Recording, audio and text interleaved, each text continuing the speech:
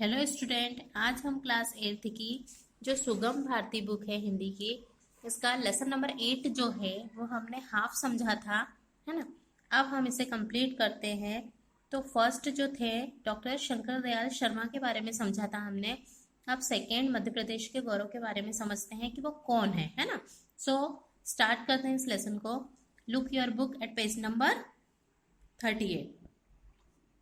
भारतीय लोकतंत्र के इतिहास में इसे विरल संयोग ही माना जाएगा कि एक ही समय में मध्य प्रदेश की विभूतियों ने राष्ट्रपति और प्रधानमंत्री के पद को गौरवान्वित किया है। प्रधानमंत्री के पद को सुशोभित करने वाले मध्य प्रदेश के दूसरे गौरव है अटल बिहारी वाजपेयी। मतलब फर्स्ट तो जिनके बारे में हम समझ चुके हैं कौन थे, डॉक्टर शंकर दयाल शर्मा, और सेकेंड जो है मध्य प्रदेश के गौरव वो है अटल बिहारी वाजपेयी जी।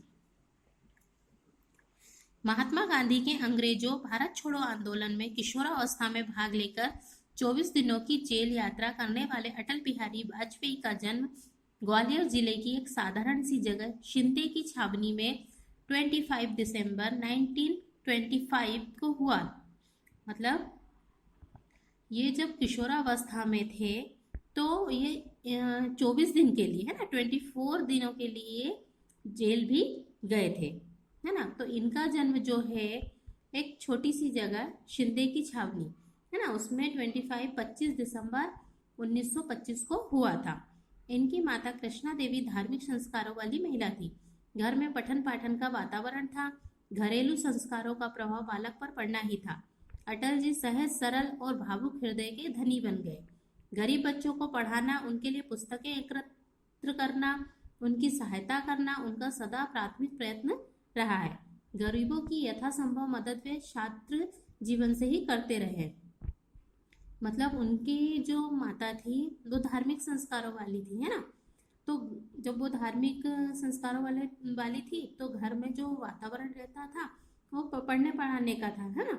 तो अपने घर का जो वातावरण रहता है उसका प्रभाव बच्चों पर पड़ता है। तो अटल जी जो थे उन पर इन धार्मिक संस्कारों का प्रभाव पड़ा। तो वो शुरू से ही उनकी पढ़ाई में गहरी दिलचस्पी थी, है ना। तो वो जब खुद पढ़ते थे तो उससे छोटे जो बच्चे रहते थे गरीब के, है ना, बच्चे जो स्कूल नहीं जा पाते तो उनको पढ़ाते थे। उनके लिए जगह जगह से पुरानी जो पुस्तकें होती हैं उन पुस्तकों को इकट्ठा करते थे और उन्हें फिर देते थे। ये उनका पहला प्रयत्न था, मतलब पहली कोशिश थी।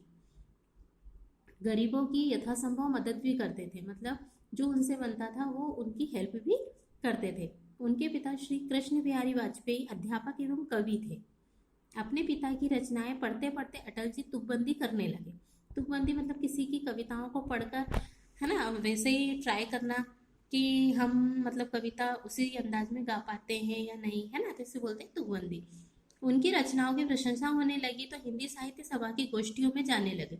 उन दिनों घनाक्षरी और सवैया छंद विशेष पसंद किए जाते थे।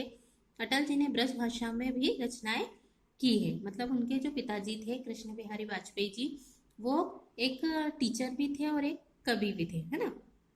तो वो जो थे कवि उनके पिता, तो उनकी जो रचनाएं होती थी तो उनके मतलब कविताओं को वो तुकबंदी करने लगे। मतलब उनको उन बोलकर, है ना, गाकर वैसे देखने लगे। तो उन मतलब वो जो कोशिश करते थे तो उसमें उन्हें सक्सेस मिली, है ना।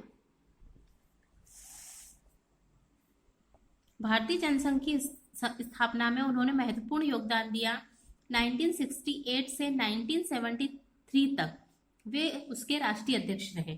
भारतीय जनता पार्टी की स्थापना में भी उन्होंने सक्रिय भूमिका निभाई। पंडित दीनदयाल उपाध्याय के निर्देश पर वे कानपुर गए और राष्ट्र धर्म के प्रथम संपादक के रूप में कार्यभार संभाला। पंडित दीनदयाल, है ना, जो कि भारतीय जनता पार्टी की स्थापना में उन्होंने क्या की, महत्वपूर्ण भूमिका निभाई थी। पंडित दीनदयाल उपाध्याय जो है उनके कहने पर अटल बिहारी वाजपेयी जो है कानपुर गए। वहां पर राष्ट्र धर्म के प्रथम संस्थापक के रूप में उन्होंने वहां का जितना भी कार्यभार था वो संभाला था। पत्रकारिता जगत में उन्होंने अपनी अलग पहचान बनाई। उन्होंने स्वदेश, पांचजन्य और वीर अर्जुन जैसे पत्रों का संपादन किया। मतलब स्वदेश, पांचजन्य और वीर अर्जुन जो है वो अटल बिहारी की रचना है। राजनीति में उनकी रुचि स्वाभाविक ही थी। 57 में वे बलरामपुर उत्तर प्रदेश से लोकसभा के सदस्य के रूप में चुने गए। इसके बाद वे निरंतर राजनीति में सक्रिय रहे। 1996 में वह प्रधानमंत्री बने। विपरीत परिस्थितियों के चलते उन्होंने स्वयं 31 मई 1996 को त्यागपत्र दे दिया।